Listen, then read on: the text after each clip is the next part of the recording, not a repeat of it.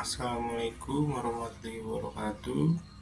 Di sini saya akan mempresentasikan untuk ujian akhir semester keamanan cyber. Dengan saya yang bernim ganjil, saya mendapatkan judul dengan defect dan ancaman manipulasi digital. Perkenalkan, nama saya Dewan Simbolon dengan NIM 227023115 dari A1.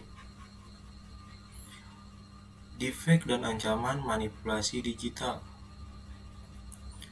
Apa itu defect dan ancaman manipulasi digital?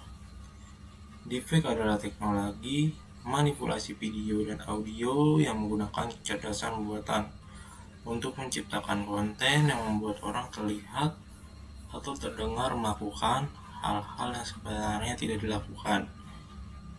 Contohnya itu wajah seseorang diganti dalam video sehingga terlihat seolah-olah ia melakukan atau mengatakan sesuatu yang sebenarnya tidak pernah terjadi.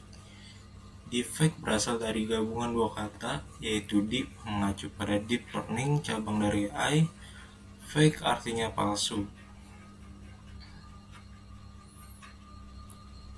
Cara kerja defect. Defect telah menjadi sorotan di era di mana manipulasi media semakin menghasilkan. Teknologi ini mengandalkan algoritma deep learning yang mampu memahami wajah seseorang dari berbagai sudut dan ekspresi, memungkinkannya untuk menciptakan video palsu yang sangat meyakinkan.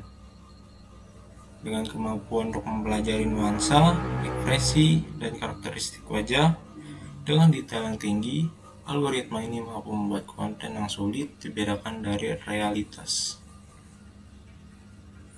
Alur cara kerja defect. Yang pertama, data wajah. Langsung ke berikutnya, itu ada generator. Masuk lagi, yaitu ada gambar palsu. Yang berikutnya discriminator, dan terakhir tindakan palsu atau aslinya. Contoh defect populer. Defect sebuah terobosan teknologi yang mengubah cara kita melihat dunia, video, dan audio. Telah membawa dampak yang signifikan dalam berbagai bidang, terutama di industri, hiburan, dan produksi film. Namun penggunanya tidak hanya membawa potensi positif, tetapi juga membawa risiko dan tantangan yang serius, yaitu yang paling populer. Yang pertama ada video Barack Obama mengatakan yang tidak pernah ia ucapkan, yaitu pada tahun 2018. Yang kedua, Tom Cruise, yaitu defect di TikTok yang viral dan sangat meyakinkan. Yang ketiga, kasus CEO palsu menipu perusahaan untuk mentransfer dana besar menggunakan defect suara. Berikut contoh aplikasinya. Yang pertama ada Lensa AI, yang kedua defect web, yang ketiga Bombo, yang keempat Reface, yang kelima MyHeritage, yang keenam Deepface Live, yang ketujuh Deep Art, yang ke-8 Face Wildlife, yang ke-9 Face App, 10 Jinggi, 11 Face Magic, yang ke-12 Dell E-mini. Dampak positif dalam hiburan. Contoh penggunaan defect dalam produksi film membuka pintu untuk menciptakan efek visual yang lebih realistis dan mendalam. Para pembuat film kini dapat menghadirkan karakteristik fiksi dengan detail yang menakjubkan atau bahkan menghidupkan kembali aktor yang telah meninggal. Misalnya, penggabungan wajah aktor dengan keahlian seorang atlet memungkinkan pembuatan adegan olahraga yang spektakuler. Sementara kemampuan untuk merombak dialog yang tidak alami menjadi lebih alami dan lancar, meningkatkan kualitas keseluruhan dari produksi. Sebagai contoh adalah potongan video Presiden Jokowi berbahasa Mandarin di media sosial yang membuat geger publik.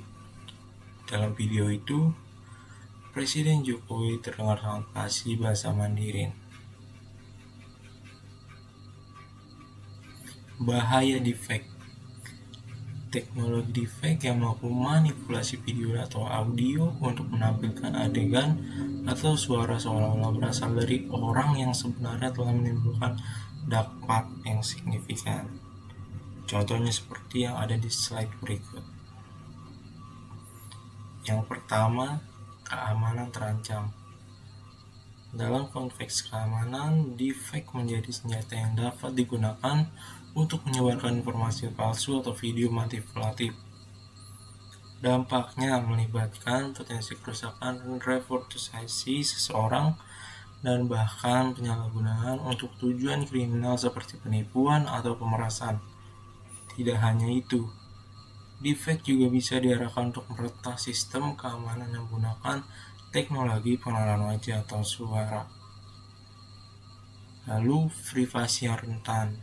Pada sisi privasi, deepfake memberikan ancaman besar dengan kemampuannya memasukkan video atau audio yang menampilkan seorang dalam situasi yang sebenarnya tidak terjadi. Ini dapat merugikan individu secara pribadi dan profesional, menciptakan kerentanan terhadap potensi manipulasi dan pelecehan. Hal yang berikutnya, dampak pada citra hak cipta. Deepfake memiliki potensi untuk merusak citra dan reputasi seseorang. Konten yang menampilkan individu dalam situasi atau perilaku yang tidak benar dapat menciptakan konsekuensi serius terhadap persepsi masyarakat terhadap orang tersebut. Selain itu, pemanfaatan materi asli tanpa izin dalam konten deepfake dapat memicu perdebatan hak cipta yang kompleks. Yang berikutnya, etika dan kontroversi.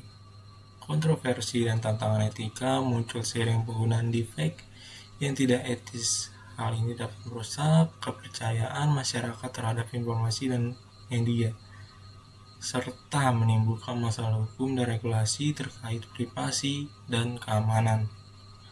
Penggunaan teknologi ini secara tidak benar dapat menciptakan kerentanan terhadap dampak sosial dan kebijakan yang mungkin merugikan. Ancaman deepfake. Yang pertama, disinformasi dan propaganda politik, yaitu mempengaruhi opini publik dengan informasi palsu. Yang kedua, pemerasan dan penipuan, digunakan untuk menyebab atau menipu korban. Yang ketiga, kekerasan berbasis gender, yaitu deepfake pornografi tanpa persetujuan korban. Yang terakhir, kehilangan kepercayaan publik, sulit membedakan fakta dan fiksi. Tantangan dan cara deteksi deepfake. Tantangan dan cara deteksi deepfake. Upaya untuk mendeteksi dan mengatasi ancaman yang dihadirkan oleh teknologi deepfake terus berkembang pesat. Para peneliti dan ahli telah mengusung berbagai metode dan pendekatan inovatif, namun tantangan yang dihadapi juga semakin besar. Berikut merupakan tantangan dan cara deteksi deepfake. Yang pertama, inovasi dalam deteksi deepfake. Dalam menanggapi perkembangan teknologi deepfake, para peneliti menggunakan analisis forensik digital, deteksi anomali, dan machine learning sebagai pendekatan utama. Memanfaatkan metadata dan jejak digital juga menjadi strategi yang digunakan untuk melacak asal-muasal suatu konten. Inovasi ini menjadi langkah penting dalam mengejar teknologi pengeditan citra dan video yang semakin canggih. Yang kedua, teknologi deepfake semakin berkembang. Meskipun telah ada kemajuan, tantangan tetap ada.